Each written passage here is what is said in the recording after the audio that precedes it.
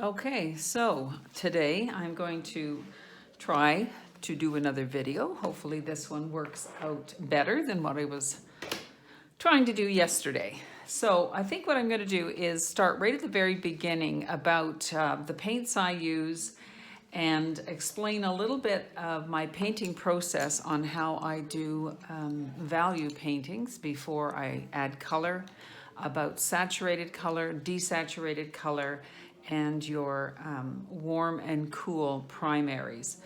I am going to work today basically with just our 3 warm primaries, which are Cad Red Light. I prefer Cad Red Light.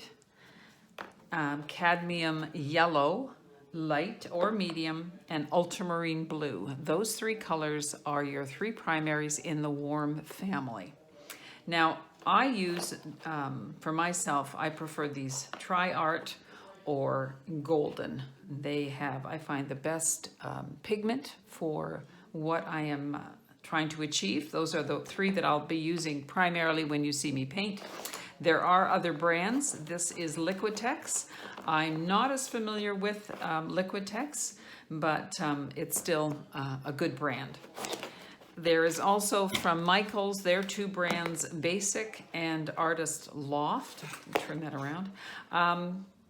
If you're starting out, my students buy this, it's fine.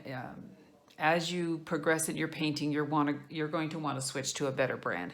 There just isn't enough pigment within the paint. They have more gels and in them and polymer than pigment, so you're not going to get the same effect, but it's fine for starting. The others are, of course, from the dollar store, Dollarama, your dollar store paint, and I am going to try and do a painting with this for you beginners that don't want to invest a lot of money. So what I have here is bright red, bright yellow, and peacock blue. Those were the 3 colors I could get close enough to what I feel is a Cad Red Light or medium, a Cad Yellow, and a ultramarine. This is also the color, the bright red, I have to stress the bright red, that I paint my canvases with. I give it a good coat of bright red, set it aside, let it dry, and that is what I paint on. I like to have a little bit of warmth coming through my painting as I paint. So I'm going to start off with my a few more things, my palettes. So Stay Wet palette that you can get from Michaels. Mine is well worn. It comes with a pad, a foam pad, but as time goes on, they kind of wear out. So I just get these terry cloth pads from the dollar store. It also comes with special paper that you soak and put in to keep wet. But with those papers too, they're fairly expensive. I just buy from the dollar store parchment paper, works perfectly well. Wrap my sponge with it. My sponge is wet. This will keep my paints moist.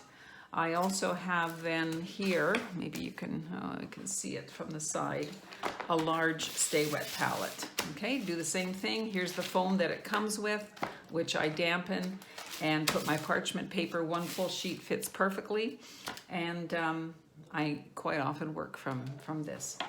So what I'm going to show you today is the making of what I call my mother color, and my mother color is what I use as an underpainting for everything that I paint.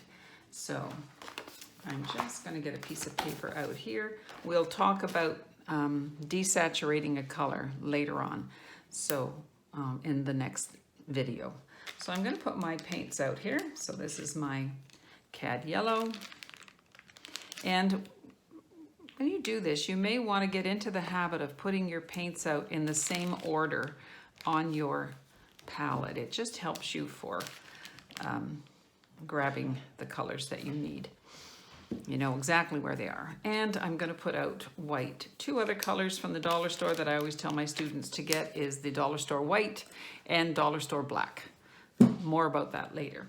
All right, so I'm going to use, and this is my better quality paint, and I want to make my mother color, and my mother color is a purple.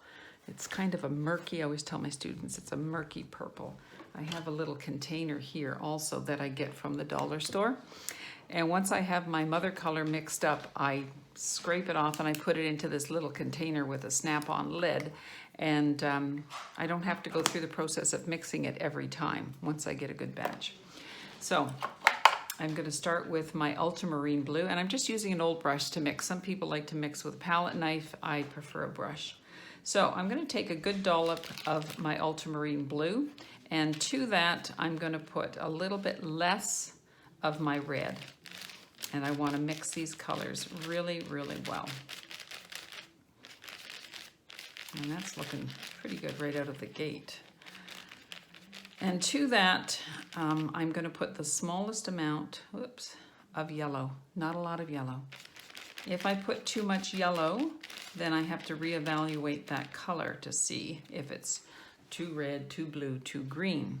When I'm mixing this up, if my color is too red, then I would add blue. If I put too much yellow in and it becomes green, in order to cut the green, we look across at the color chart. A complementary color is yellow, so to cut green, is red, excuse me, to